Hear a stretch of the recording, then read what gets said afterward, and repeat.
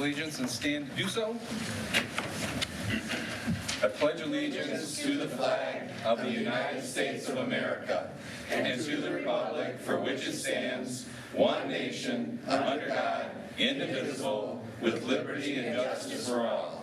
Please remain standing as the Honorable Gabriel Reese gives our invocation. Almighty God, we acknowledge that you will hold us to account for the way we legislate and administer the affairs of our township and its fine people. We pray for your guidance as we do so. We pray that you would find us protecting the rights of all at all times, that our community and this nation will fulfill all your purposes. Amen. Amen. Please remain standing for a moment. I just want everybody to take a moment to send their thoughts and prayers out to the students at Thurston High School, as well as staff and family, for an incident that occurred this past week. So please keep them in your thoughts and prayers. Thank you.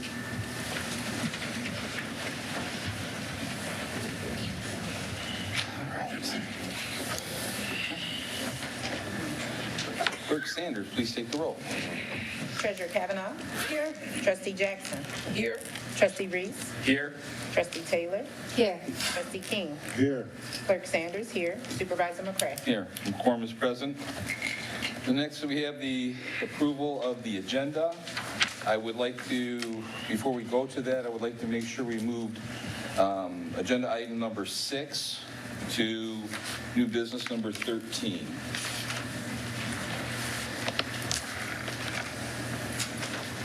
If there's no objections, I would entertain a motion to do so, to approve the agenda. To the chair. Trustee Jackson. I move that we approve the agenda as amended. Support. All in favor, say aye. Aye. Motion carries. Next, we have some citizen comments. We have 3. The first would be Denise Mays. Denise? Oops. Make sure you have your microphones down, because I didn't. So now if you come up here and give your name and address. Just while she's doing that, just want to remind everybody, this is a listening exercise for the board and our department heads are here, that if you have any concerns, they are hearing them as well. So Ms. Mays, you're up. Yes. Hi, my name is Denise Mays. My address is 26841 West Chicago Road, Redford, Michigan. Thank you. I am here and I want to discuss, I was here about a month and a half ago or 2 months ago, and I was talking about my mother's taxes. And I'm still talking about the taxes and how they are so high to the point where she can't even afford to have money left over for food and other expenses.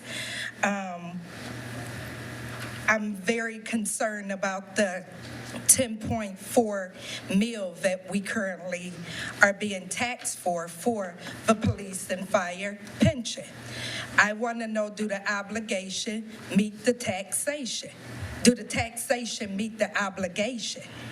I want to know what is the terms and condition of that, because when I was reading in the report, it's a 8.4. We're being taxed way more than that and way more than other cities. What do we have in our Redford fire and tax pension that is causing it to be so high and so much oppression on the cities of Redford residents that are coming in? Now, the old residents, the taxes were lower, but the new residents are getting taxed so high. And I was here during the election talking to a couple of other residents of Redford, and they just could not believe it. On a house that I paid $125,000 for, I'm almost paying $4,000 in taxes. It doesn't make any sense, and it needs to be modified, or we need to do more for the residents that's coming in. Because we are the younger residents, and I'm going to keep on saying it, we are the future. And we are being hit hard. And I'm not going to stop until I can get some answers, or we can know when are our taxes going to be lowered. Because it should not be that the fire and police is bringing so much in pension, and believe me, I'm not against that. I believe that we should take care of our fire and police. Okay. But it needs to be some modifications done to, the residents that's coming in. Because I'm not the only one complaining. Okay. It's a whole lot of people complaining, and I'm going to wake the people up so that they can bring some pressure on you guys to listen to us as residents who are paying your salary, who voted you in to, represent us. Okay. And part of our representation is how our money is being spent. Okay. So, Thank you, Ms. Mays. Thank you. Lindsay, I don't know how to say your last name. I'm used to that all my life. Okay, well, I'd rather not say it than to mess it up. Lindsay Guthrie, 26204 student, Redford, Michigan. Okay. Okay. So firstly, I'd like to thank you for your time this evening. I'd also like to preface my concerns with my belief in the right to property, the covenant of quiet enjoyment and privacy, while also meeting folks in our community where they're at. As Redford residents, we've been instructed to say something if we see something, and we should not fear retribution for it. My mother has resided at 19381 Wakenden since 1980. I grew up there, and I've since moved to another home in Redford. However, I visit Mom frequently to help around the house. Because the home that once stood between 19381 and 19369 was demolished some years ago, there's a direct visual into the yard. We observed 2 dogs that moved in with the most recent tenants last year. On April 28th of this year, the tenants were observed packing up large items, including a washer and dryer, onto a utility trailer. On April 29th, a lack of activity was noted. On April 30th, I arrived to mow the lawn, and after hearing the muffled sound of dogs barking, I spoke to the surrounding neighbors who confirmed the lack of activity. On May 2nd, myself, along with surrounding neighbors, contacted the ACO and made a welfare complaint. We were concerned that the 2 dogs had possibly been left behind when the tenants moved. The ACO reported she'd drive by and post a notice to make contact within 24 hours. On May 5th, the ACO returned my call and reported the tenant had made contact, a family emergency had occurred, that she had not moved, and that she was coming daily to feed, water, and let the dogs outside. I listened intently, thanked her for her attention, and raised concern over the home's history through the years with neglected and abandoned companion animals. The ACO reiterated that if we see something, say something, because she was unable to do much without a complaint history. So we have. On May 5th, since May 5th, we've kept a watchful eye, and a handful of the homeowners around the Wakenden-Vassar area have contacted the ACO to complain. We are acutely aware the tenant is not living in the home, nor is the tenant coming to care for the animals daily as reported. We only observe an uptick in activity on days the complaints have been called in. Yesterday morning, May 12th, a neighbor contacted the ACO again. Coincidentally, at 1:38 p.m., the tenant left a threatening note on another neighbor's front door, and at 2:04 p.m., the tenant followed up with a threatening message via Facebook. We have reason to believe the power has been shut off at the property and that the tenant does not intend to return, despite what may have been said to the ACO. The companion cat has also been displaced outside. The AC unit that was once in the window is also absent, and temperatures are set to rise. In closing, 19369 Wakenden has had multiple tenants over the years and ongoing domestic issues. This is not the first scenario we've encountered, but I'm hopeful it's going to be the last. I will not tolerate threats of fear of retribution in our community for asking a resident to be accountable. None of the surrounding neighbors have shown aggression or disrespect to the tenant. Fear does not promote community responsiveness, it deters it, and fear quells folks' voices and encourages community apathy. Wakenden-Vassar homeowners are prepared to submit a petition to request request the review of the property owner, i.e. the landlord of 19369 Wakenden. The property owner allegedly owns multiple rental properties in Redford, and we have reason to believe the name on the record is a deceased individual. What is the board's position on investigating the property further? Okay. Thank you. This is a listening exercise. Okay. I'll check back. Check Thank back. you. Thank you. Check back. Thank you, ma'am. Cindy Seitz. Leisure Services. Hello, I'm Sydney Stites, and I am here on behalf of the Redford Community Center with just a few announcements for some upcoming events that we are having in June and throughout the summer. So starting with Saturday, June 14th, we are hosting a Redford Road Rally, inviting folks to come up with a team to have a vehicle. It starts at Bell Creek, and they'll be asked to complete different tasks and clues for various prizes. As well, in June, we have our summer dance program starting at the Redford Community Center. It starts on June 16th. There are various classes that folks can enroll their kiddos in, so I suggest you guys look into that. As well as July is National Parks and Rec Month, and we have themed events with food and activities and entertainment every week in July. So I encourage you to look out for flyers. We have a UFO day planned, a movie matinee, a family ice cream social, as well as a senior ice cream social. And last but not least, on behalf of our seniors in Redford, we are hosting a senior summer picnic in August. It is on Wednesday, August 13th, and it is also a expo. So we've invited a lot of different organizations to represent seniors and have their best interest at hand. So I invite you to look at that as well. Thank you. Thank you. Okay. Next, we have a special presentation from Ann Gabbert from Marco Millens and Horton. Oh, wait, I guess John thinks he's cutting in. We're gonna, yeah, wow. Well, since I was here, I thought I would say hello. John Clark, Gianmarco Mullins. I realized when I was about to walk up here, celebrating our 20th year representing the township. Wow. 2005. So quite historic.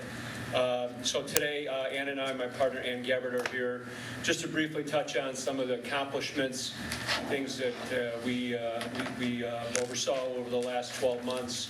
And again, we greatly appreciate the opportunity to represent this fine community and this fine board. First of all, one of the main huge successes we had is the Act 345 litigation that sought to prohibit the township from using its Act 345 dollars to fund retiree health care. That's something that had been going on for decades. And there was a law firm out there that was bringing similar lawsuits in other communities with Act 345 funding, and we were able to beat it back not only at the Court of Appeals but the Michigan Supreme Court.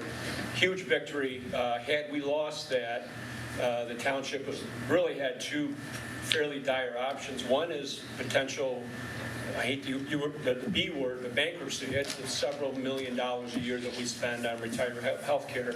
Or two, we would have to eliminate retiree health care, which would mean that the township would have to go back on its promises it's made to its employees and retirees. So huge victory and very important. The second major piece is that we do have labor peace in the township. Over the last 12 months, we were able to negotiate 2 contracts. We're currently in negotiation with the fire, but all of our collective bargaining agreements are active. We have 0 administrative claims, we have 0 employment litigation, and all we have right now is 1 pending grievance that I think we can resolve. So labor peace is very helpful. And then in conjunction with and in regards to labor, I do want to point out Director Bonrick and his steady hand in guidance through the collective bargaining process, not only in terms of financing, but just his wisdom he brings to the table. So it's been very helpful to have him as part of the team. And Director Dennis and other consultants in terms of the application process, the ordinance, application licensing. It's been a very long process. In fact, we talked about it even today. But that process has gone, I think, very well. and we've been a proud partner in that regard to move that process forward, hopefully at some point to final completion. First, I just wanted to say to Mr. Reese and Ms. Saunders, I know we've emailed, but I just wanted to introduce myself. I haven't been yet to a meeting. I know the rest of the folks on the board. My name is Ann. I grew up here as well. I went to school through Redford Union. I moved back here during law school. I lived with my grandma around at 6th and Beach by Our Lady of Loretto. So obviously my work with you all is a fondness in my heart because this is a place I know and love. So I just wanted to introduce myself and say hello. So a couple other things that we've been working on is we've been working on collecting unpaid taxes with the township treasurer.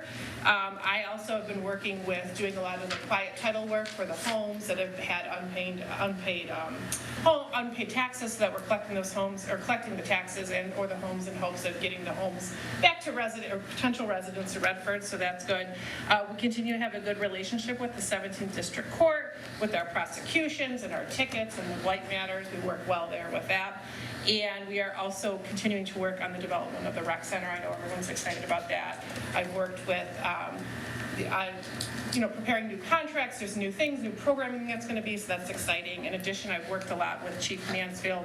We're working on new trainings and that sort of things to get, I know she has a little bit of a younger department, so there's some questions on that and get trainings up going on that. So overall, I'd say it's nice and peaceful here, at least on my end. So. Yeah. Any questions from the board we can address on any of the topics or anything else? Okay. Well, thank you very much for the opportunity. Thank you. And I hope everyone has a very pleasant evening. All right, thank you. Thank you. Happy 20th. Yes. Next is consent agenda items. Oh, that's me. So, Thank you, got Supervisor a drink of McCray. water before you start? No, I'll be fine. Okay, here we go. I move to approve the consent agenda items as follows. The minutes for the study session of April 15th of 2025. The minutes of the regular meeting of April 22nd of 2025. The warrant list of bills as of May 7th of 2025 in the amount of $4,164,683.85. The reappointment of Sheila Newton to the Redford Township Beautification Commission, term expiring April 30th of 2026. The reappointment of Fred Inman in the Redford Township District Library Board, term expiring June 30th of 2029. The advertisement for bids, RFQ, SNAP 2 program, developer acquisition, redevelopment, and resale beginning May 14th of 2025 through June 5th of 2025. The advertisement for bids, RFP, DPS Water Division, meter interface units replacement and installation project beginning May 15th of 2025 through June 12th of 2025. Advertisement for bids, RFP, DPS Water Division, water main replacement project phase 14, beginning May 23rd of 2025 through June 26th of 2025. Advertisement for bids, RFP, DPS Water Division, lead galvanized service line replacement project, Phase 2, beginning May 23rd of 2025 through June 26th of 2025. Advertisement for bids, RFP, DPS Water Division, water service line investigation project, Phase 2, beginning May 23rd of 2025 through June 26th of 2025. Thank you, Mike. There's a motion. Yes. You got a second on the motion? Support. Support by somebody, Linda. Somebody, right? Linda. Any discussion? Hearing none, all in favor say aye. Aye. Okay, motion carries. Next, we have item number 1, new business. Director Bonrack. Thank you, Mr. Supervisor, Honorable Board. Good evening. Before you this evening is the notice of intent resolution for the township to go out for water supply and sewage disposal system bonds. We do have with us here tonight Pat McGow, who is our bond counsel from Miller Canfield. And this is a normal step in the process that he can review for you, but just to tie this back, this is tying back to the two of the items that you just approved to go out to bid for, the water main replacement project, Phase 14, and the lead galvanized service line replacement. So this is the funding that relates to this project. And with that, I will turn it over to Mr. McGow. Great, thank you. Good evening. For those who don't know me, I am Pat McGow. I'm the attorney who has worked with the township on its bond and finance projects for a number of years. I won't say how many. I'm going to go back a little bit. This process the board has done many times over the years for both sewer projects and water. Last year around this time, there was the large CSO project where the township applied for funding through the state's Clean Water State Revolving Fund. You received a low-interest loan and some grant funds. Last summer, you applied for this financing.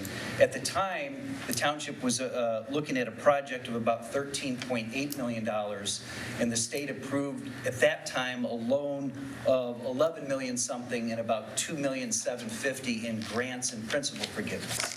So fast forward to now, the engineer recent estimate has the project going up. The estimated cost is around $18 million. So we don't know what the actual cost is until June when the bids come in. So what we decided to do was to put in a little bit of a buffer. And so that $18 million, which is the current estimate, we added 20% to the number that's before you tonight. So what you have before you is a resolution to indicate the township's intent to issue water supply and sewage disposal system revenue bonds that would be in an amount not to exceed $22,300,000.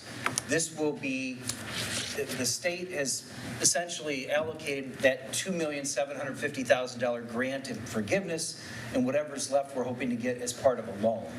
We won't know whether we get that extra amount until we get closer to that time in the process, just like last year with the sewer. So the loan is a federally subsidized interest rate of 2%, and that would either be a 20-year or a 30-year loan. So that's essentially what the financing package would look like. So really the action before you tonight is really the first step in what is a two-step process to approve the loan and the financing. This indicates the township's intent to issue the bonds, which will be payable from the water rates charged to the customers, and that will be at a loan of 2% plus grant and principal forgiveness funds. The resolution also authorizes the township clerk to publish a notice in the newspaper so that residents know the township intends to issue the bonds for this project, which will be paid from the water system, and that authorizes a referendum period, which if 10% of the registered voters sign a petition within 45 days, then the project cannot proceed without a vote. These bonds are typically issued without a vote, and we would then come back to the board in July, once the construction bids are in, to approve the actual bond ordinance, which would authorize the bonds at whatever the numbers work out to. So this $22,300,000, I know it's a lot bigger than what you saw last year.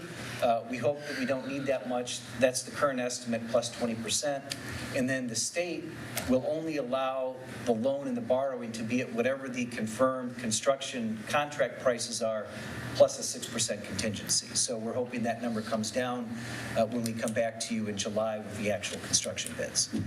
So with that, Adam has an add-on. Yeah, I just, because I know that we have a couple of board members, and this is the first time we're going through this, I just want to add on a couple of thoughts onto that. This is first question might be, well, why don't we do this after we know what the bids are? And it's just, unfortunately, the way the calendaring and the deadlines work with the state, we can't.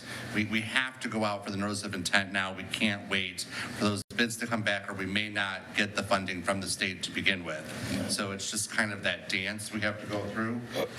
The other thing is that this was referred to as phase 14 earlier. So this is a routine and regular part of our process of replacing water and sewer mains throughout the township, right? I mean, we're almost 200 years old, and so we have constant needs to repair and replace our infrastructure as a result of that. So this is very normal, and what typically happens is, a few years ago, the board approved phase 13, and a few years before that, phase 12. So even though we're going out for new debt at this time, there's other debt historically within the water and sewer system that'll be coming off in the next couple of years as this comes on. So as much as it's new debt, it's not new to what has kind of been worked into the water and sewer rates over time as it is. Okay. And just to break down the projects, most of this relates to the water main replacements. The water mains are old. There's a piece of this that the lead service lines, that's the lines from the pipe in the street to the house. And a significant part of that is actually what's being paid for from the grant funds. Okay, I guess the 20% above what we think it's going to cost, we don't anticipate it's going to be 25%. This is a very generous overture. We certainly hope not. Well, Right, because if it did come back at 25%, then we would have to do this process all over again, and that causes other issues. And I know, Director Dennis is here, as long with our planner, Jason Smith, are both here. This has been a real problem right now, that for all of the people who estimate these types of projects, because pricing keeps changing so rapidly. I'm hearing through my contacts through the network that it's getting to the point where some of the vendors who are doing the design work, they don't even want to issue estimates at all, because they feel like the minute they issue an estimate, it's completely outdated.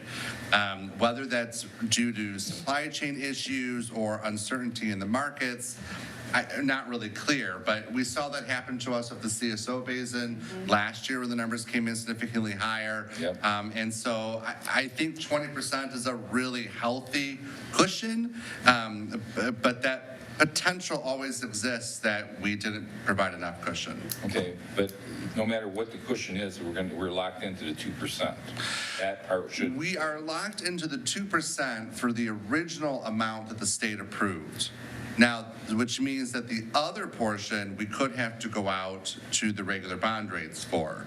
However, it's also possible that the state may decide to amend what they were granting to us to include the whole amount, if they did that for the CSO Basin project last year. And that is really significant. I didn't have the numbers run per se on what the debt payments would be if the project was all at 2% versus partial to partial market. But on the CSO Basin, it was a seven-figure difference. It was huge. Right.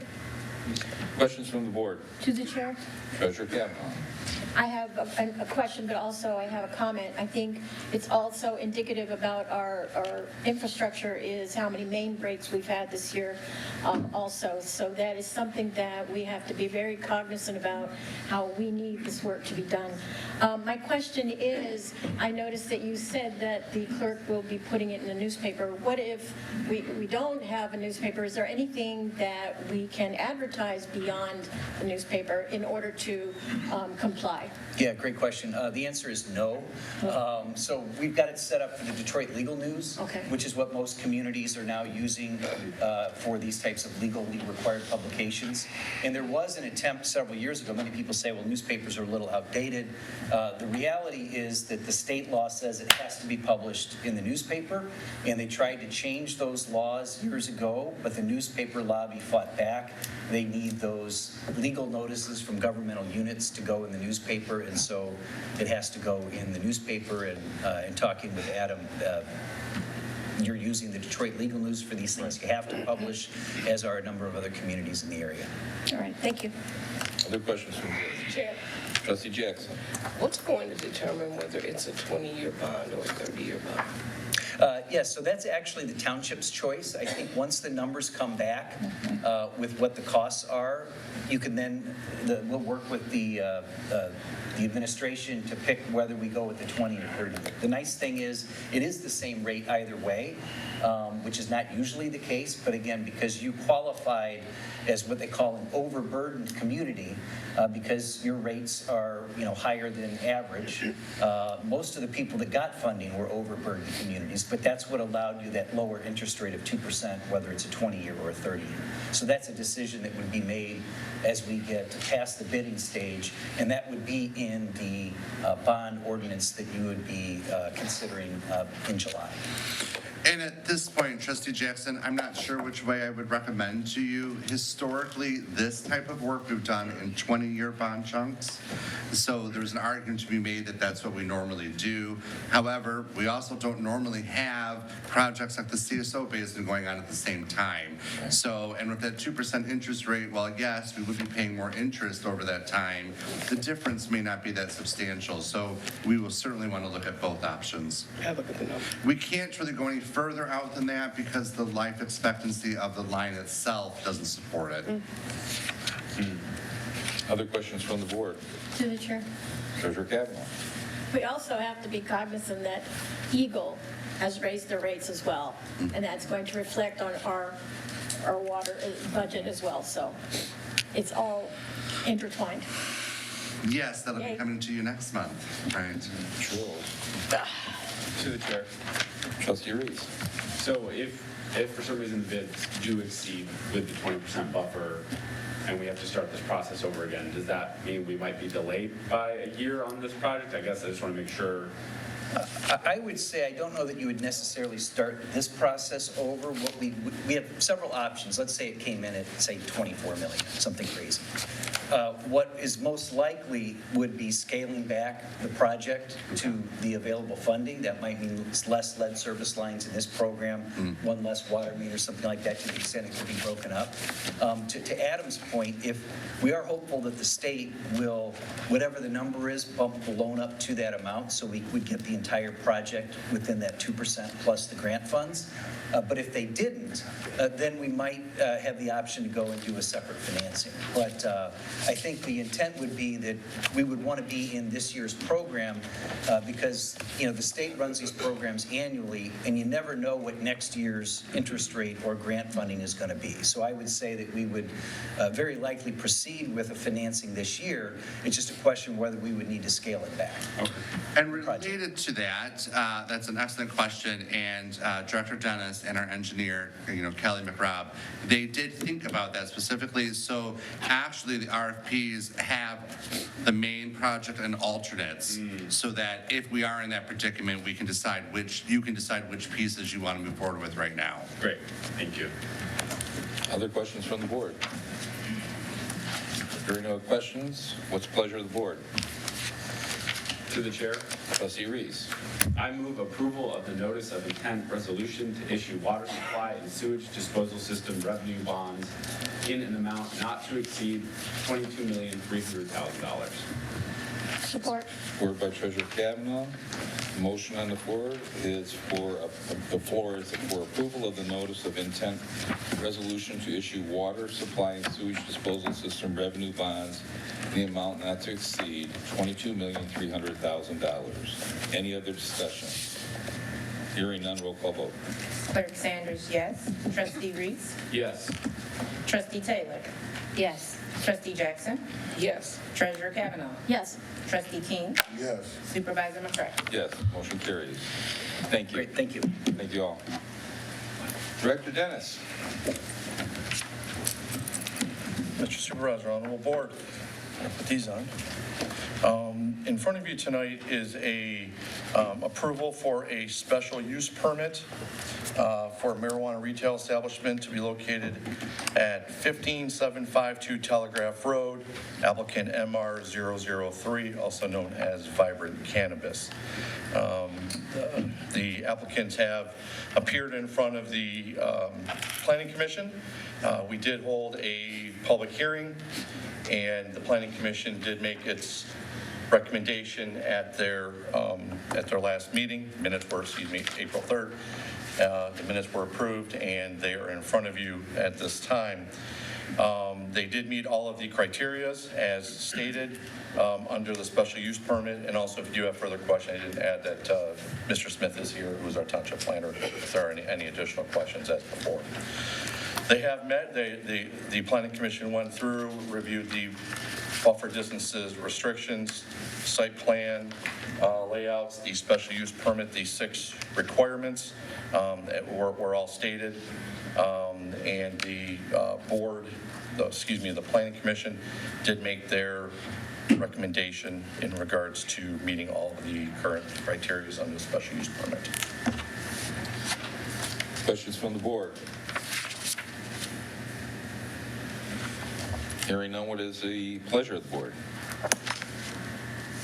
To the chair. Trustee Taylor. I move that we approve the special use permit for marijuana retail establishment license for application 0525 MR003, also known as Vibrant Cannabis, at 15752 Telegraph Road, Bedford, Michigan, 48239, subject to the conditions recommended by the Planning Commission. Support. Supported by Treasurer Kavanaugh.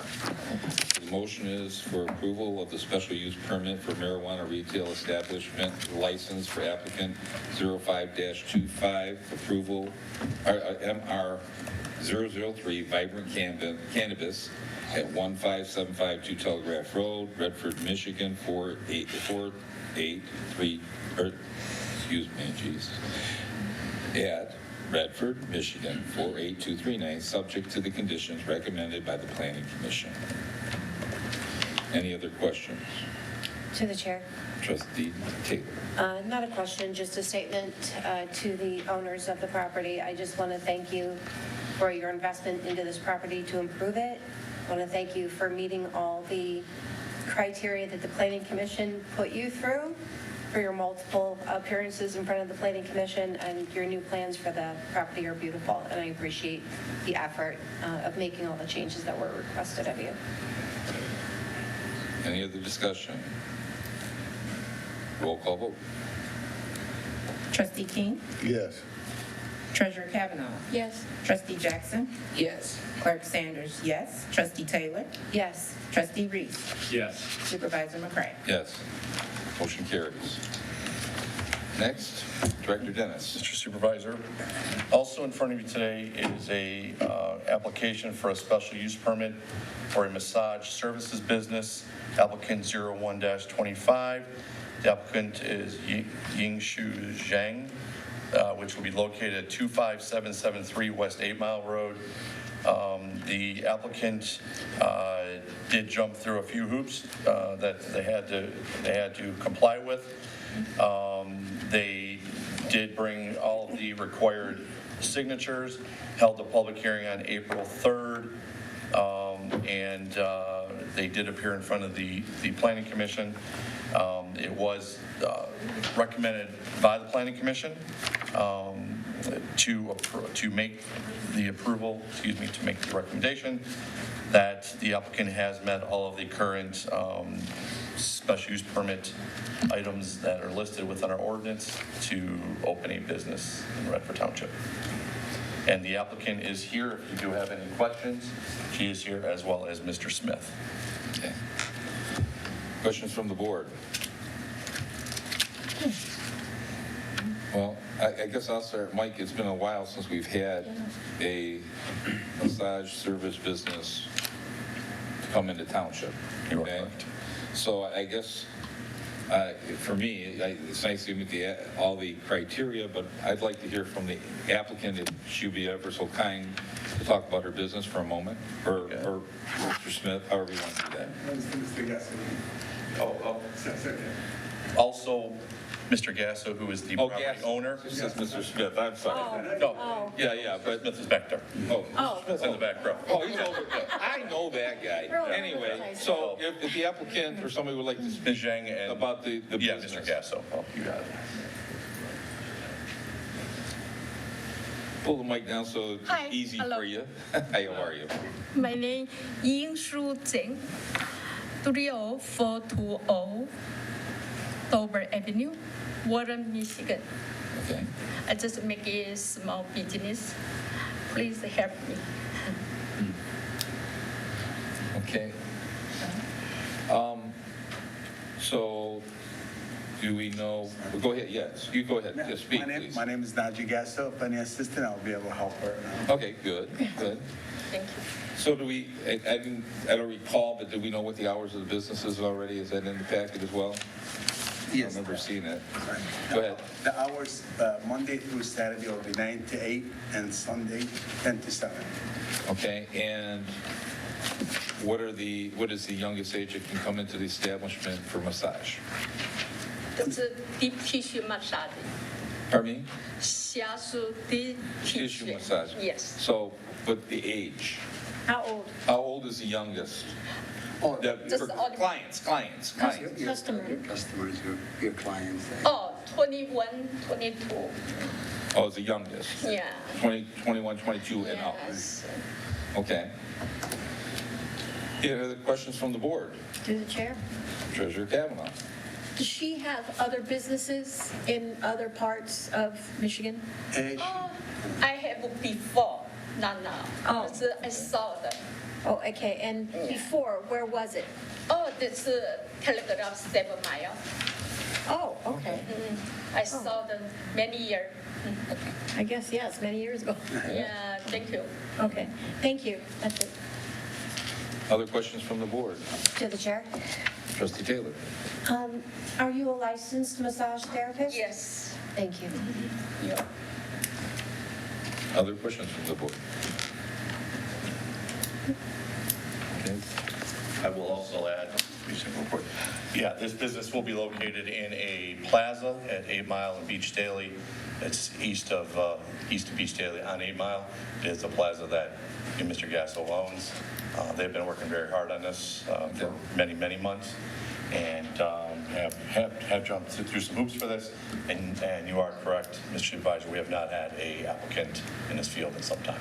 Okay, and I guess one last question at this point is that being that it's in the plaza, are we going to have enough parking? I know that it has been approved, but I don't know, do you have, are you the only person to massage, or are you going to have a bunch of people do No, massage? it's only Somebody? me.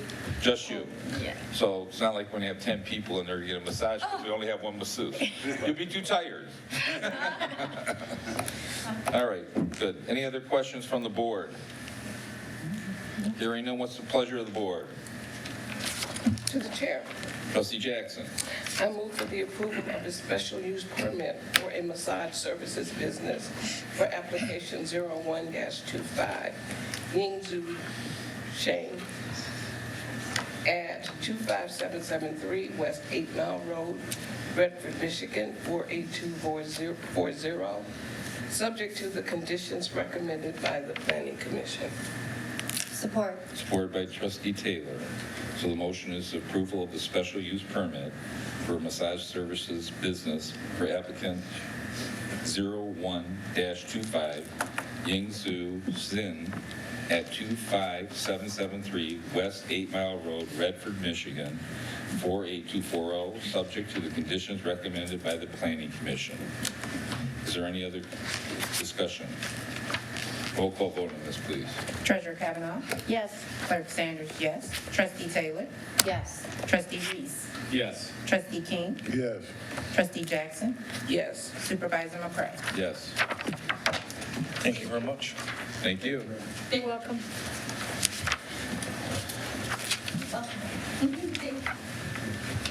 Okay.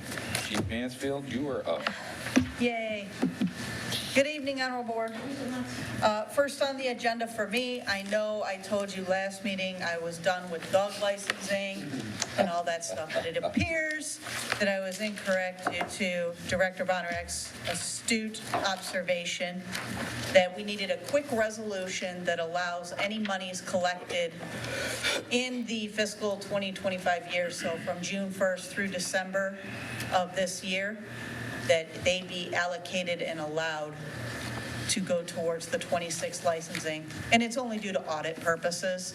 So that's all this resolution is for, is to allow any dog licensing fees collected from June 1st of 25 through December 31st of 25, that they are allowed to go towards the 2026 animal license to keep the auditors off of Director Bonner's backside. Okay. We'll move on to that quickly, but any questions from the board? What does that mean exactly? Well, We're going to capture the money. right, It's but not the gonna issue show up was, in you may 2026. recall a couple of years ago, we had a finding in our single audit that the fees that were in the BSNA system did not match the fees that have been approved by this body, right? Right.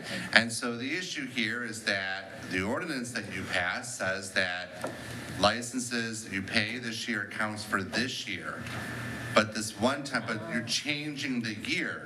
So right now, if you pay for a license on June 1st of this year, it would expire next May 31st, but you're changing the rules. So you need for this Right. one time only that the licenses will kind of last up to 18 months to get you through that adjustment. And the auditors would say, well, the only group that can authorize that would be you. Okay. Yeah. And we didn't realize that when I did the first resolution. So Yeah, this the is just a extra- way to cover our butts and Right, make the sure that we're extra good. step. Okay, gotcha. All right. Other questions from the Thank you. board? Oh. Hearing none, what's the pleasure of the board? To the chair. Treasurer Kavanaugh. I move to approve the resolution approving fees collected between June 1st, 2025 through December 31st, 2025, allocated toward the 2026 dog license. Support's been supported. The motion is for approval of the resolution approving fees collected between June 1st, 2025 through December 31st, 2025, allocated towards the 2026 dog license. Any other discussion? Roll call vote. Trustee Taylor? Yes. Trustee King? Yes. Trustee Jackson? Yes. Trustee Reese? Yes. Clerk Sanders, yes. Treasurer Kavanaugh? Yes. Supervisor McCray? Yes, motion carries. Thank you, and with that, you With have the that. first marketing piece. As promised, this will go live tomorrow as soon as I can get it into our communication director's hands. So yay, we're good. For my next agenda item, Chief Demoff will be joining me up here. As you have the quote in front of you and all of the information, you know that last year, our big project was installing the dispatch center over at the police department that brings us up to standards and gives us the capabilities that we need to respond in the case of a police or fire emergency here in Redford Township and truthfully across the state. What we now need is prep radios and vehicle radios that go with that system. During the initial planning phase, Director Bonarek and I had discussed that we did not want to put it together all at once and so that we could spread it out. What you're looking at is a sole source request from Motorola, which is of course the dispatch center that we have, for police radios for both our marked units, our unmarked units, and our prep radios, which are what you normally see us carrying, and Chief Demoff probably has one on his hip. No, I don't either. They'll call me if we need them, that we carry. The biggest aspect of the radios on the police side is these radios will be able to be encrypted. So the current radios that we have no encryption capabilities, even though dispatch does. The state is moving into encryption and later in the upcoming years. Lean, which is how we get our criminal information, think Second State, warrants, all that good stuff. They're moving towards requiring that to be encrypted by 26. We're getting ahead of the game by doing it right now. It's also a huge safety factor because right now you may have noticed different individuals, including the media, as well as residents and others, can scan our radios. And quite often, they show up at the scenes before the chief or myself do. This is a problem. Moving towards encryption makes it safer for everyone in the physical aspect, and it also protects the privacy of individuals so that I don't have open air information going out about anybody that I run over the radio. This also has for our radios, they have some new bells and whistles. One of the ones I like is a GPS tracking for the preps, which is twofold. If my guys are in trouble and they can't radio for help, I can find them. Just as importantly, if one of our radios falls off the back of a truck, I can find my equipment, right? Because this is expensive equipment that I'm looking for from you guys. I know on the fire side briefly, they're at Legacy and their stuff doesn't even work for repair, right? So we're at a point where all of our radios are now becoming obsolete, where they will not be able to be repaired. So as a radio gets damaged, either at a fire or during a call, it cannot be repaired, so you're down another radio. So for us, that's the aspect that we're falling under, is that our radios are meeting their length of term for usage. We do have things on there as well that will help the fire department. We have the option to do the encryption if we want it. The fire department isn't as necessary as it is for PD, but we will have that option as well. So.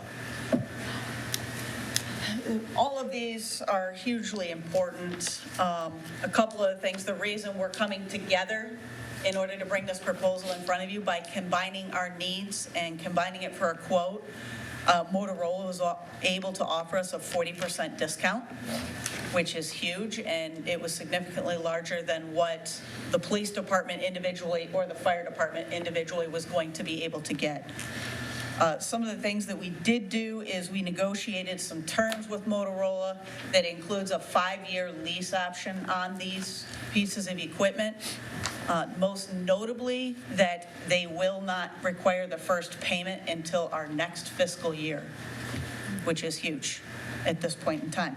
So what I am asking for you guys to do is to approve the proposal for the Motorola radios for both police and fire in the amount of $1,309,233.92 on a 5-year payment plan to be paid from the SAD Capital Equipment Fund. To the chair. Oh, I'm sorry, you did. I think so. You're going to tell me if I'm done. I think I'm done. You paused. I feel as though I missed something. I do know that I'm only replacing my radios about 2 years earlier. It would have been very fiscally irresponsible for me to pay to upgrade my current radios. It cost me almost 75% of what a new radio would cost. So I could upgrade it and get 3 years, or I could buy a new one and get 10 to 12. But we did look at that. Well, I did look at that. I also looked at one other option that's out there. The quality is not there, and I'm not willing to risk my guys, and I know the chief Compatibility. is not willing to risk his guys. He's talking about compatibility, I'm talking about reliability. Regardless, it's not worth our guys and gals. Okay, so my question would be to the finance director. That's a start. If we had the option to pay it completely, would there be a difference between, of course, breaking it up in 5 payments? Would there be a significant difference? It was. There is, well, because if you're talking about like we paid it all in one chunk. Correct.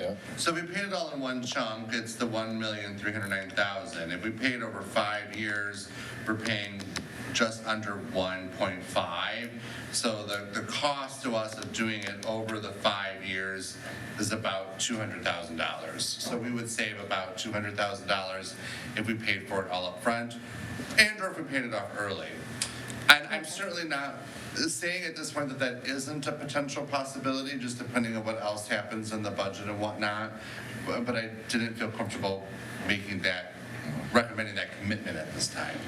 I'd also like to throw out there, it's not a for sure thing, but I also working with Senator Kavanaugh to receive a little bit of state money. She did not want me to base my entire proposal on the ability to get funding, but I'm hopeful that she is able to come up with a little bit of money to throw our way, for this, especially since this is a project that benefits all first responders, both police and fire. But we did clarify with Motorola that there's no penalty if we choose to pay it off early. Yes, I 100% Okay. You clarify. might have the first year without a payment. Right. Payment won't be until next budget year. So you have a year. Right. So if we were able to have extra money available, it could be allocated. Okay. And we have done that in recent years too, like we paid off the ladder engine early, you know what I mean? Like, so we have looked at ways to do that. Yeah, okay. My second question was, are we going to get all the equipment all at once? Yes, well, yes, within reason. I spoke with Motorola actually just a couple of days ago. Right now, they're looking at about an 8 to 12-week turnaround for us. She didn't seem to think that I was going to have any issues getting anything in particular. So I think we're going to be in pretty good shape. Importantly to note is the ones we are buying are the newest units, which is very important so that we don't run into the issue that the fire department is having of the legacy where they're not repairing them. We've got the newest ones. Is there a warranty with this too? Well, we don't even own them outright for 5 years. I know. Who's going to fix them? Okay, all right, no, I'm fine, I'm good. Trustee Jackson. I was going to ask, what's the advantage of lease versus buy, but it's lease and then own after 5 years? Yeah. I think that's just their verbiage for a payment plan. To the chair. Trustee Taylor. So, Chief, does that mean during that 5-year lease, they're fully covered for any kind of breakdown, loss, damage, for a replacement or repair? No.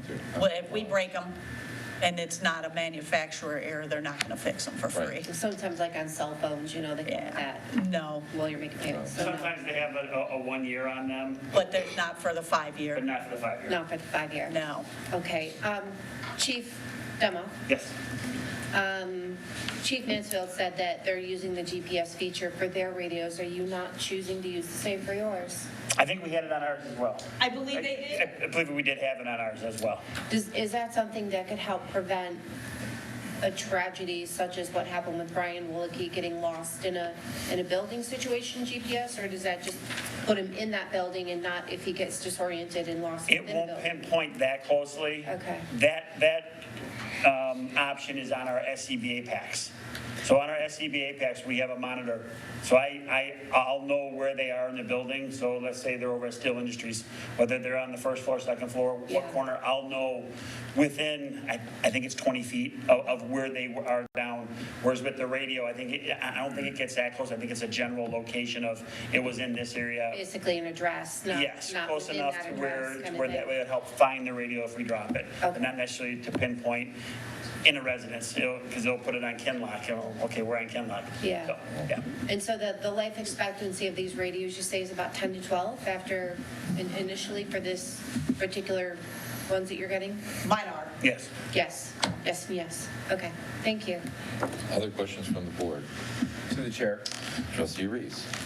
The previous set of radios, how long did we have those? Are we past that 10-year, or different systems, I guess? We're different systems. Different systems, and a lot of mine is just because of the fact, and I think we were 17 or 18. And it's because of the fact that they're just not repairing mine. Okay. Right? It's not necessarily that they're bad or broken, it's just, once they do break, they won't fix them anymore. And that's different than, so these are 10 to 12 years. Those were probably, did those say they were 6 to 8? Different models. Okay, Yep. so they were, it's not like they're 10 to 12, and then you get to 6 years, they're like, we don't Correct. support it anymore. Correct, Okay. yes. Yeah, these are definitely 10 to 12. The ones that the police department received a few years ago were also scheduled to be 10 or so. That's why we explored the option of, did it make sense to pay the cost to encrypt them? But it literally, when we did that, we were going to end up spending close to $1 million anyway on the encryption, and then 3 years later, we'd have to spend the 1.3 million again. So it would have cost us $2 million instead of 1.3. Okay. And for mine, they tend to average, the ones I currently have on paper, it's say they're good for 7 to 10. Yet in reality, we know they can sometimes be good longer than that. But that's kind of what we were trying to factor out. And it just didn't make sense to spend that amount of money, knowing 2 years later, I was going to have to spend more money to get a whole new system, a whole new batch. So given that they do still have life in them, we're just making a strategic decision to move early, which totally makes sense. Is there, are there other departments that we can sell these things to, or is it just, we're just? So the issue that we're having, because I was looking at that different thing, because of what I said about moving towards encryption, other departments are not likely to use it because of the fact that they have to move it and those are not encryption ready. So it would make no sense for them to do it. One of the things I do have every intention of doing is the current radio system I have, I will be issuing a lot of them over to our CERT, our Community Emergency Response Team, because they're using equipment from 2010. So now they're going to get our old stuff, but for them it's okay because it should work for another 5 or 7, maybe even 10 years if we stretch it, but no encryption. They don't need encryption. Yeah. How many members are on the CERT team? Active or on paper? Because technically I don't run it. Okay. So keep that in mind. Yeah, that's fine. Having said that, about 15 active. On paper, if it hit the fan, I could probably get 50 in the door. Okay. Well, we have far more equipment than the number of active current members. So I will. It's a I don't use now. for it, but it's not like. No, what the we're JC using CERT every team single has radio. right now is only, I think they have 10 or 12 old radios. So I'm happy to give them 25. Yeah. And, move towards that system because they're spending their own money to upgrade their system to be able to assist the township and the residents. So this is just a good use. Yep. of something that really nobody else is going to use. Yeah, and I think this is great. I'm glad we're doing this. But knowing you split the cost over 10 years, it's 130 grand a year. So it's like there's real value. We're giving up 3 years. That's $390,000 of usable value. Yes. I think this is the right choice. However, I wish there was a way we could. Sure. Yeah, Of course, and everybody does. if But I could think it's sell them, important to I say it would. residents and, you know. If I could sell them, I would, but I would then feel dirty because I'd be selling them something that they can only use for another year. Yeah, but even Maybe if it's two. their backup, they said they're not repairing our equipment. We'll just buy 20 backups. You know, Yes, but then they have to pay to program them. Right. So now they're still going to pay money. It's, technology, as I'm sure you're aware, is a blessing and a curse. Yes, sir. Thank you. Other questions from the board? I think this is a good idea. I think this is well thought out and well planned. And along with it, our people out there that are doing the jobs will be safer. Yes. And we save some money for the township as well by doing it early. Since there's no other questions, what's the pleasure of the board? To the chair. Trustee Reese. I move approval of the police and fire department's purchase for new mobile radios, new prep radios, and necessary accessories be awarded to Motorola Solutions, Inc. in the amount of $1,309,233.92. Funding will be allocated from Fund 205 SAD Capital Equipment, paid over the course of 5 years. Support. Supported by Trustee King. Motion is for approval of the police and fire department's purchase for new mobile radios, new prep radios, and necessary accessories be awarded to Motorola Solutions Incorporated in the amount of $1,309,233.92. Funding will be allocated from Fund 205 SAD Capital Equipment, paid over the course of 5 years. Any other questions? Hearing none, roll call vote. Trustee Reese? Yes. Trustee King? Yes. Trustee Jackson? Yes. Trustee Taylor? Yes. Treasurer Kavanaugh? Yes. Clerk Sanders, yes. Supervisor McCray? Yes, motion carries. Thank you, board. Thank you. Appreciate you. Thank you. Director Stokes, I think you're good for the next few. Good evening, everyone. Mike told me to take a long time up here. He really wanted to stay longer, so. The first item on the agenda is the approval of the Recreation and Wellness Center member rates. As you recall, we had the study session that we went over it. The only slight changes were the 10% difference that you wanted us to mark up between if they were paying monthly compared if they were paying yearly. So attached is the table for you to look at if you have any questions for us.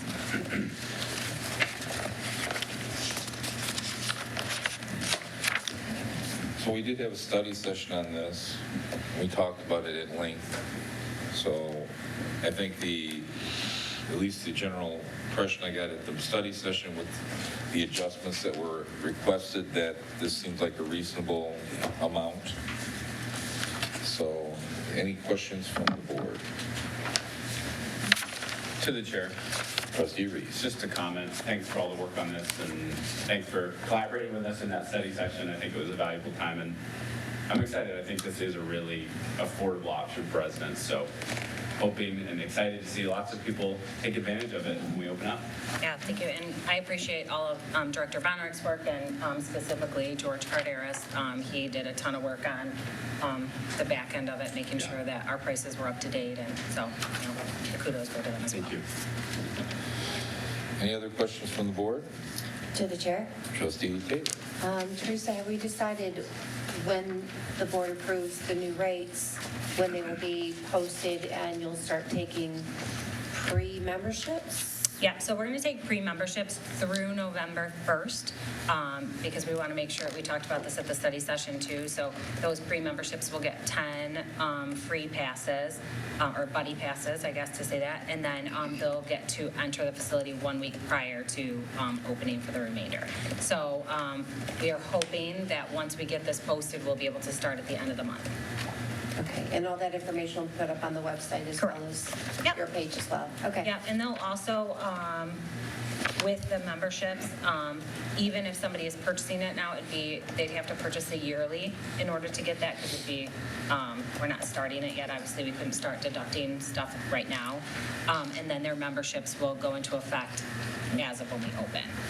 Because I know we have a substantial completion date of December 29th. However, could be sooner, never know. So once that comes into effect, then we will switch everything in our system to have it as their starting date. So just for clarification, they'll get one free week when their membership will take effect after that first initial free week? No, it won't be free. They'll actually just, anyone that does a pre-membership or purchases a pre-membership will get in prior to anybody else that joins after that time. So they'll get like the soft opening. But their membership beginning date will be on the grand opening date of the actual? Yes. So they kind of have like a week additional? Okay, okay, thank you. Through the chair. Trustee King. Director Stokes. Yes. I don't remember if I was at the study meeting or not, but you might have had this question before. Will it be an option for payroll deduction for employees? Yes, there will be. Okay. Other questions from the board? Hearing none, what's the pleasure of the board? To the chair. Trustee Jackson. I move for the approval of the Recreation and Wellness Center membership rates. Support. Supported by Clerk Sanders. So the motion is for approval of Recreation and Wellness Center membership rates. Any other discussion? Roll call vote. Clerk Sanders, yes. Trustee Reese. Yes. Trustee Taylor. Yes. Trustee Jackson. Yes. Treasurer Kavanaugh. Yes. Trustee King. Yes. Supervisor McCray. Yes, motion carries. Moving on to the next one. Okay, the next one is the approval of the Charter Township of Redford Township Employee rates and discounts. So this is only slightly different from what we had presented at the study session. After speaking with Director Bonarek, he felt it was in the best interest to do a percentage. So that way, if we ever change the rates, we wouldn't have to go back and reconfigure everything. It's just based off of that percentage. So you'll see the actual percentage, which coincides with the rates we were proposing. Questions from the board? I just want to say that, between the two of these, there was a lot of work and discussion, and some of us come in towards the end, and I thought there was a lot of work, but there was a lot of research done, see what other places are doing, how they're doing it. So, for everybody that was involved in it, I really appreciate the hard work. I think we have a good product. We're going to have a great rec and wellness center, and I think we're competitive, and it'll be great for our residents. So I do want to say thank you, thank you, thank you. Thank you, sir. I just may say, to go to that point, I think the first draft that Director Stokes and I actually made on rates was all the way back to like the fall of 2021. I mean, that's how long this process has been. Yeah. Because we had to do all that forecasting to figure out the reasonableness of even building the center, right? Yep. Yep. So, any other questions or comments about the employee recreation wellness discount rates? Hearing none, what's the pleasure of the board? Mr. Chair. Trustee King. I move approval of the Charter Township of Redford Employee Recreation and Wellness Center rates / discounts. Support. Supported by Treasurer Kavanaugh. So the motion is for approval of the Charter Township of Redford Employee Recreation and Wellness Center rates / discounts. Any other discussion? Roll call vote. Trustee Jackson. Yes. Trustee Taylor. Yes. Clerk Sanders, yes. Trustee King. Yes. Trustee Reese. Yes. Treasurer Kavanaugh. Yes. Supervisor McCray. Yes, motion carries. Okay. One more to go. Two more, actually, but. Two more. The next one, and I apologize on the typo, I don't know why I keep yes. on calling it Trivity, it's actually Tivity. Tivity. So, This is the approval of the Tivity Health Partner Location Agreement, which is Silver Sneakers Program for the Recreation and Wellness Center. As we spoke at the meeting, we really have been looking into that. Sydney, our senior coordinator, did a lot of interaction back and forth with the program. We sent back emails back and forth, and then we actually had a phone call with them just to kind of make sure that we felt comfortable with the program. So this is Silver Sneakers, for those that are not aware. The program will allow eligible adults ages 65 plus through their select Medicare plans to access the facility for a basic membership at no cost to the individual. So that gets paid through the Medicare plan. Goodness, it's like a tongue twister. And this is available to both Redford residents and non-residents. And then Redford Township will be reimbursed through Tivity Health, $3 per visit, up to $24 a month. So which is right in line with our rates that we're currently charging as well. And this gives an added bonus to our residents as well that are 65 plus. They'll be able to get this as long as their Medicare plan covers it. So the term of the agreement is going to run from the effective date, which is going to be the opening date of the center, through December 31st of 2027, which is the initial term. And then after that, we can have successive one-year renewals. And if we choose that the program's not working for us, we just need to give them 120 days written notice of that. But we think it's a good aspect to allow our seniors to be able to access this facility. I got to say, I think this is a very good move for our seniors, our older seniors, because it gives them more access and ability, and we're not taking money out of their pocket, so to speak, to let them enjoy the facility that we've created. So I think this is a very good move. Questions from the board? Hearing none. What's the pleasure of the board? To the chair. Treasurer Kavanaugh. I move for approval of the partner location agreement between the Charter Township of Redford and Tivity Health Silver Sneakers Basic Fitness Membership Program pending final approval by the township attorneys. Support. Support by Clerk Sanders. So the motion on the floor is for approval of the partner location agreement between Charter Township of Redford and Tivity Health Silver Sneakers Basic Fitness Membership Program pending final approval for township attorneys. Any other questions? Roll call vote. Trustee King? Yes. Treasurer Kavanaugh? Yes. Trustee Jackson? Yes. Clerk Sanders, yes. Trustee Taylor? Yes. Trustee Reese? Yes. Supervisor McCray? Yes, motion passes. Thank you. Now, And then the final one. So before you is the approval of the Smart Fiscal Year 2025 Purchase of Services Operating Agreement. So if you recall, we have brought forward 2 agreements already to the board, which is the special services and the municipal credit, community credit. At that time, they did not send us this contract.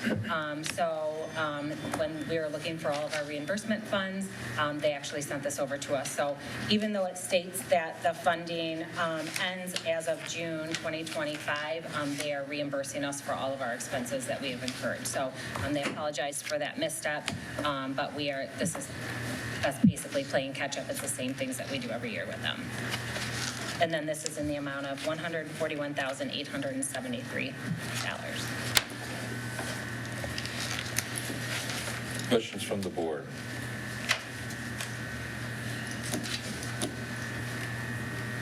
Hearing none, what's the pleasure of the board? To the chair. Trustee Jackson. I move approval of the Smart Fiscal Year 25 Purchase of Services Operating Agreement in the amount of $141,873, pending final attorney approval. Support.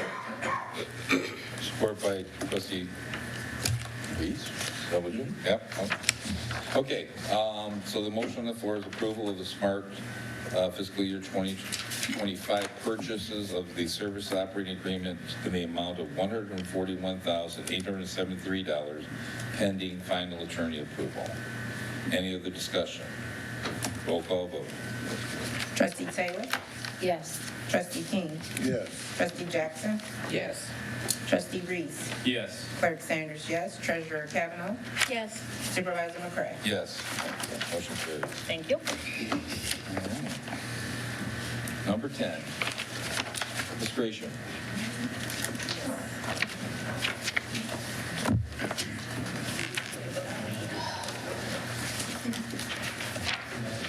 For those of you who may not know this wonderful lady, she is responsible for making sure all the assessing gets done correctly, and they do a great job in there. And thank you for what you do.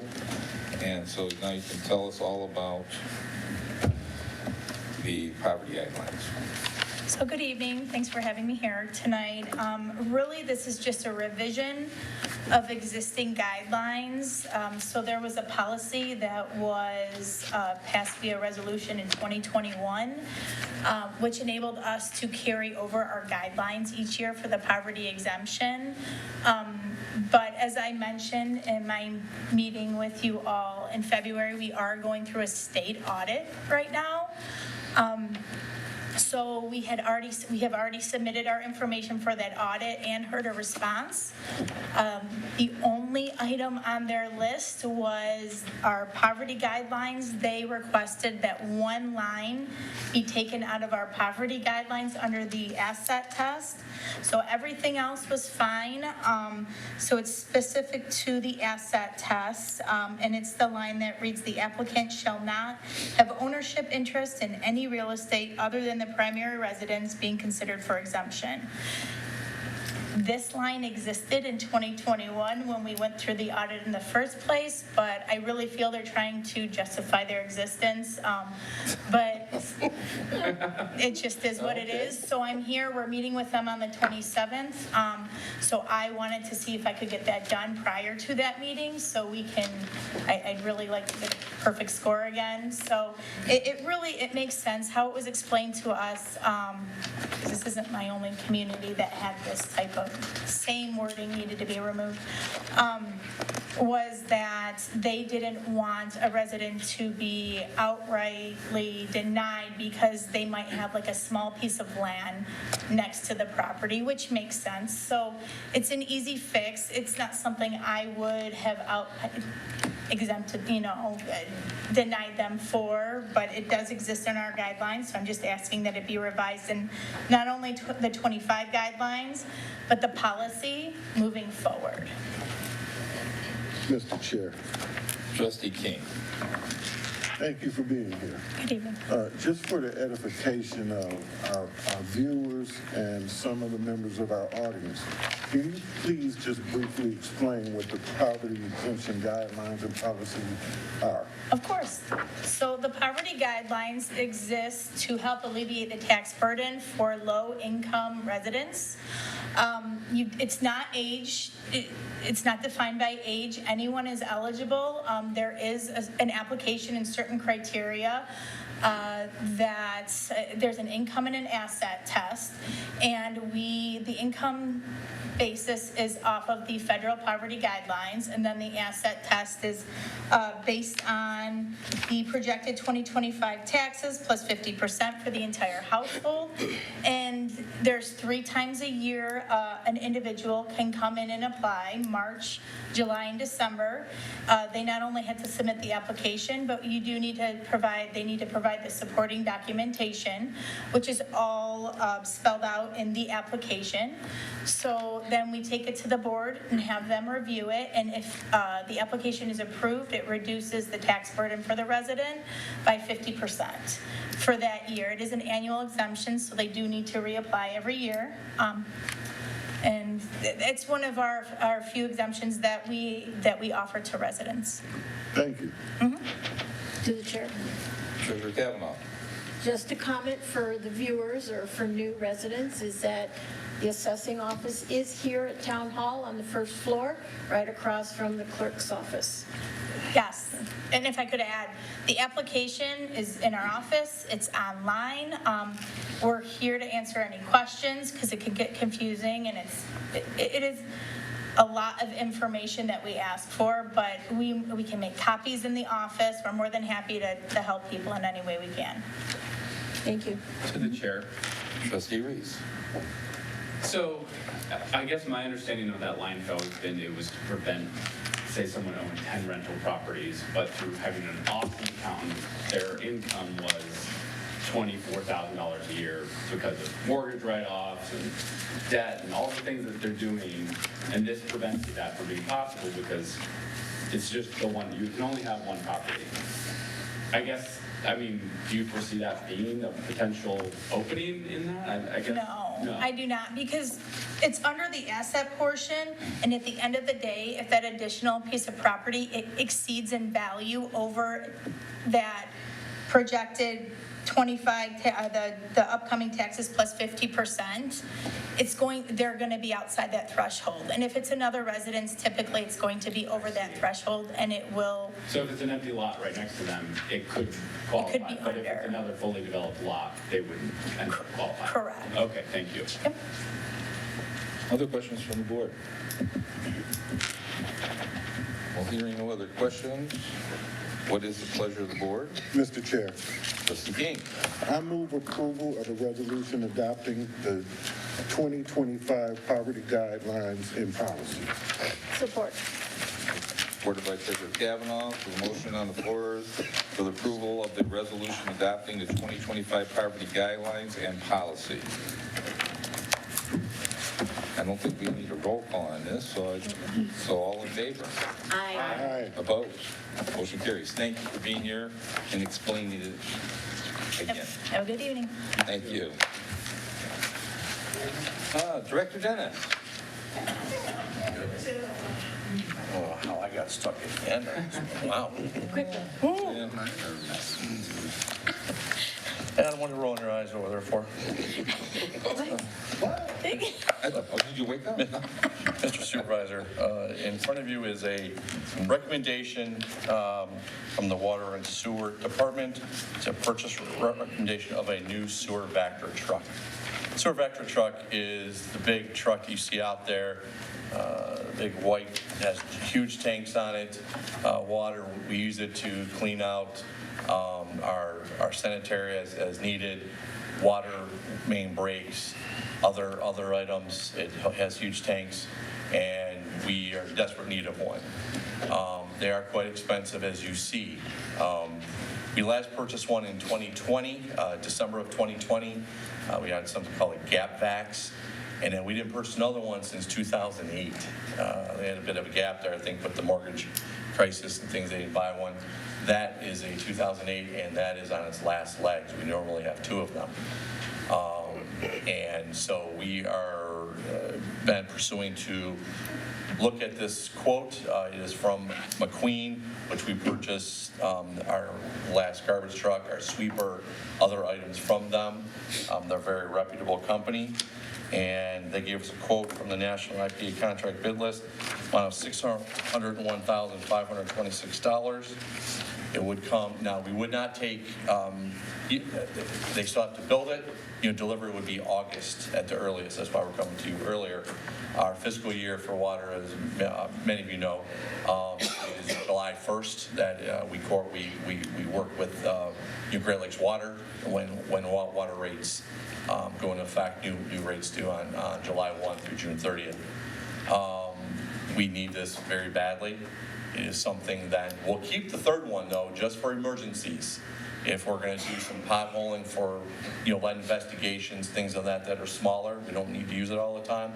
And if we don't have a use for it, then we'll in turn sell it, and probably be more for parts at that point. But we'll get every ounce of use out of the 2008 unit.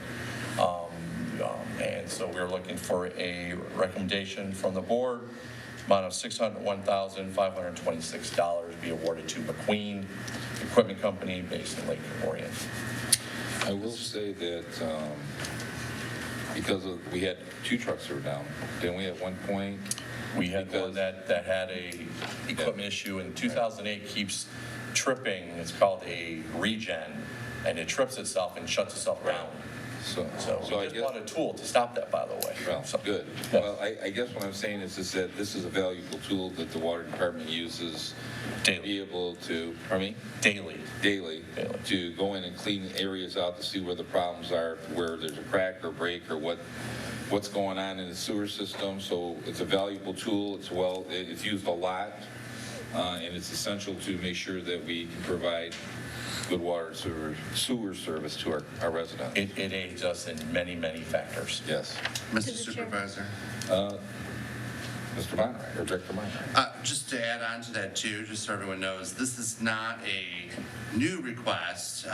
We have been putting money aside for several years for this factor. We were hoping to be able to push off one more year before we purchased it, but Director Dennis is concerned we just can't do that. But I just want to make sure it's clear, this is not a $600,000 new expense. We already have the vast majority of the money set aside for this. We do it yearly. We put funds away yearly for it. Through the chair. Treasurer Kavanaugh. Just where are you going to house either the old one or the new one? The new ones would always be inside. Good. Here. Good. The older one, if we cannot fit into the central maintenance garage, because that's where all three are at, then that would be outside, sort of in the back area. That's where you had the last one, the 1999 that we sold about 2 years ago. And we had that just over on the backside for a little while. You're running out of room. And the garages, yes, we need to find another facility. Ice rink. Ice rink. Oh, she didn't hear it. Okay. Any other questions from the board? To the chair. Trustee Reese. Director Dennis, do you expect this similarly will have a 15 to 20-year lifespan as we've had with our other ones? We hope 15 to 20 years, absolutely. Okay. No further than 20 because they get used. We try to purchase them, like you said, this one's only 5 years since the last one, but then the other one's been 17. Yes, thank you. I was trying to do the math in my head. Yes. Thank you. You're welcome. Any other questions from the board? What's the pleasure of the board? To the chair. Is anybody still waiting? No. Trustee Taylor. All right, so I move that we approve for the Water and Sewer Department purchase through the National IPA contract bid list, a new sewer Vector truck to be awarded to McQueen Equipment Company in Lake Orion, Michigan, 48359 in the amount of $601,526. Funding will be allocated from Fund 592, Water and Sewer Capital Improvements in Equipment Vehicles. Support. Supported by Treasurer Kavanaugh. So the motion is the approval of the Water and Sewer Department's purchase through the National IPA contract bid list of a new sewer Vector truck, the award to McQueen Equipment Company, Lake Orion, Michigan, 48359, in the amount of $601,526. Funding will be allocated from the 592 fund, Water and Sewer Capital Improvements Equipment Vehicles. Any other questions? Roll call vote. Clerk Sanders, yes. Trustee Reese. Yes. Trustee Taylor. Yes. Trustee Jackson. Yes. Treasurer Kavanaugh. Yes. Trustee King. Yes. Supervisor McCray. Yes, motion carries. Lastly, this evening, No. For you. no, there's nothing else. The 13. So, Yeah, some of Mr. them. Supervisor on the board, in front of you is a last memo for the night, another purchase recommendation for a new backhoe tractor. We purchase a new backhoe about every 3 to 5 years max. We currently will always have 2 and then 1 to 2 breakers. So we'll bring a breaker and break out the concrete surfaces, asphalt, whatever it is, and then our backhoe that's, 2 different pieces. Currently, we have an older breaker, and our older backhoe has taken a kaput with a very, very, very bad axle that will cost, they said, roughly $40,000 to $50,000 to repair. So this was already on we actually wanted to buy something even bigger than this. And it's a cat that is a trailer. A lot of communities are using them now to easier access into water mains. But we're going to go with this for this year, and then we'll look into it down the road. This is a 2025 Cat 420XE. It is a backhoe tractor that we currently have now that we use. We're also getting credit. We're going to be turning in 2 units, which is nice. We did this last year as well, or last time, and we are actually getting credits of, I think, 36 trade allowances of $36,000 that. So the price was approximately almost 150,000, and then we're turning in these units to CAT, and CAT gave us $18,000 for both units. One was a 2011, other one's a 2014, so we're very due for these. So we're getting credit, so that's minus the 36,000. Is this cost will run us 111,754 and 57 cents. Michigan CAT, they do all the service on all of our tractors that we use for the water department, water and sewer department.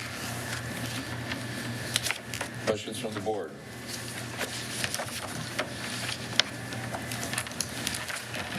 Hearing no questions, what's the pleasure of the board? To the chair. Oh, everybody wants to go. Clerk Sanders.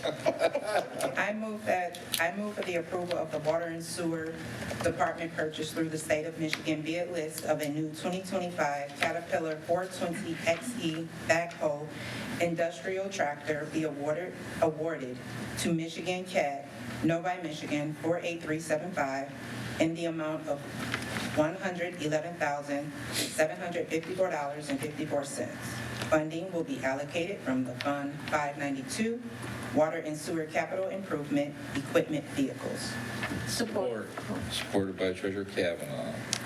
The motion is for approval of the Water and Sewer Department's purchase through the state of Michigan bid list of a new 2025 Caterpillar 420 XE backhoe industrial tractor be awarded to Michigan CAT, Novi, Michigan 48375 in the amount of $111,754.57. Funding will be allocated from Fund 592, Water and Sewer Capital Improvement Equipment Vehicles. Any other discussion? Roll call vote. Trustee Jackson? Yes. Trustee Taylor? Yes. Clerk Sanders, yes. Trustee King? Yes. Trustee Reese? Yes. Treasurer Kavanaugh? Yes. Supervisor McCray? Yes, motion carries. Thank you all. Thank you. The last thing on here that we got moved to, item number 13, is Redford Little League, Redford Livonia Little League, end of the year parade and celebration for the 14th. We had got notified that they wanted to have the parade on the 14th at 10 a.m. The police department will be out the night before, and they got called in, some of them forced in, to come and work the fireworks and all that kind of stuff. And then there's another event in the morning. We've been dealing with what seems to be a lovely young lady there, only by email, never gave a phone number. We requested that they move the date, and they said they were unable to, but they were willing to move it to later in the day. Sergeant DeSazy has been trying to contact the woman to tell her what needs to be done to move it to 3 o'clock. Today I sent an email to the lady as well, and informing her that they can do it on the 14th, but it has to be at 3 o'clock, or they have to pick another day, because we will not have police officers enough to support blocking the road off and doing the things that need to be done. My personal impression is this may be her first time doing it, and she's not quite sure with the process, and I don't know why nobody's helping her, but I have asked the chief to fill in any of the blanks that I may have left. We have a police force, they work very hard. If they would have contacted us earlier, maybe we could have worked something different. I told them to get a different date and make everybody's life easier. So, Chief, if you had anything more to share with that, I would appreciate it. I mean, essentially, what you just said, this is literally a staffing issue. Their parade is never the same weekend as the festival. And you're looking at, I have every single police officer who's not on a scheduled vacation ordered in until midnight on Friday night. And then I have my traffic division, who usually runs it, will be running their normal auction at North Redford Towing at 10 a.m. Plus, I have to staff officers at the festival in the afternoon. And I also have to do fun stuff like staff the road. I legitimately do not have the manpower to do this without absolutely burning out my officers at a time when they're liable to be busy anyway, as the heat strikes and with the festival. We would prefer absolutely a different weekend. We want to be able to celebrate the kiddos' time. I know it's actually something that my reserves love to do, but I can't order them to come in and donate more time. To the chair. Treasurer Cap. Wasn't there any way to pull it and bring it back to us on the next meeting? I'm going to be honest with you, they didn't reach out to me, ma'am. No. They never contacted the police department. No. So we're already going to be working with them as it is because we haven't even contacted Wayne County for authority to shut down the roads. Right. Well, that's what I'm saying. Between now and the next meeting, Well- since they haven't contacted us, why? Because it was on the agenda, and they already committed that they'd be willing to do it at 3 o'clock Potentially. that day. And we're saying that the chief We says haven't been she'll- able to confirm it. Through Yeah. an email chain, they suggested they may potentially be able to move it through the 3 o'clock. supervisor. But ever since Sergeant Ditzazy, who would be in charge of this detail, has been trying to get in contact with them, he just hasn't had any luck touching base. Well, Could be tentative, I but- mean, a tentative date or, I don't know how soon they have The to have this language. approved. I mean, it's got put on here. It's for June 14th. So we have 2 more meetings before that. yeah. One more. So I think that we should approve it at 3 o'clock on the 14th, and if they wanted to change that, but me, huh? Oh, nothing, sorry, I'm just thinking. Yeah, I mean, yeah, it's a lot. We did suggest another weekend, Oh. like the following weekend, and they were unable due to Right, an all-star tournament or something. something. So Director Stokes, you had your hand in the air? I was just gonna say, I wasn't aware that until just now when Jen said it, that, sorry, Chief Mansfield, that It's still Jen. they couldn't get a hold of it. I do have the president's information, so if anybody, I wasn't aware of this situation, so I can definitely reach out to her and have her.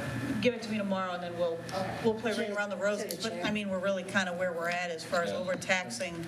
Yeah. Is the chief asking that we don't do it on the 14th at all? Is it still taxing your staff course. to even do it that weekend? Is that your recommendation, that we postpone it to the following weekend? Well, they or won't to do a- it the following weekend, Well, so I don't want to To a later eliminate. date. I don't want to eliminate the opportunity. I'm just trying to make this as palatable as we can for my staff, So, for the amount of hours that I am expecting my staff to be working.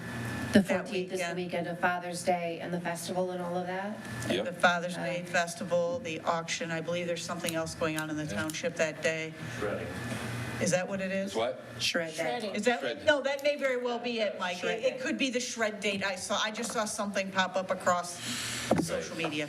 So, I mean, would I prefer it to be another day? I would 100% prefer it to be another day.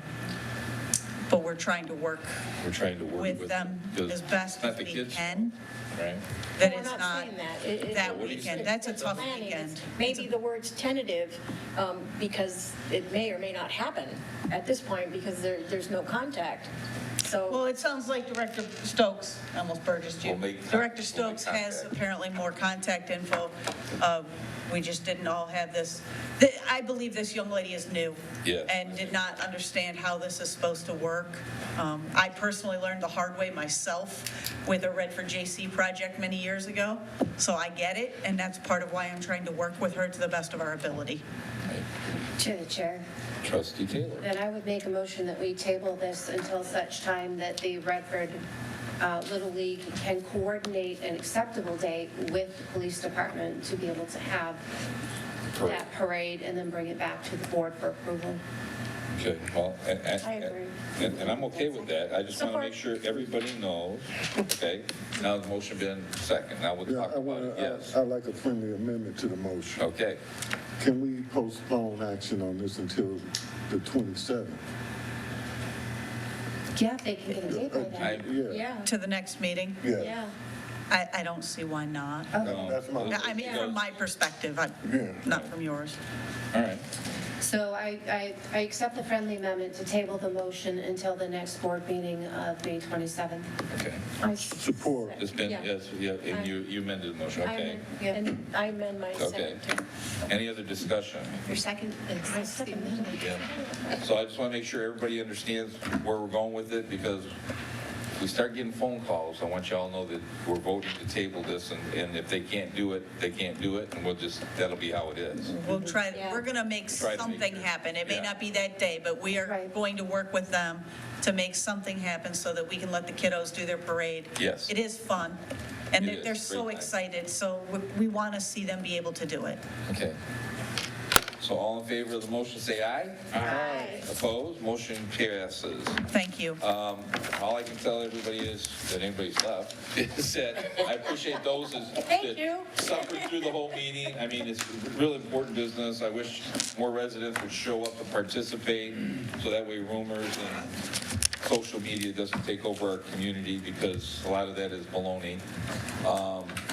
So all I can say is that, enjoy the warm weather, be extra careful out there.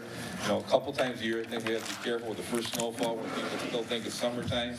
And when it warms up, they know it's summertime, and they drive too fast and too reckless, and accidents happen. Please do not become a statistic. The fire department doesn't want to come out on a run because somebody was going too fast and didn't do what they're supposed to. So, with that said, no other business before the board. This meeting is adjourned. Safe travels.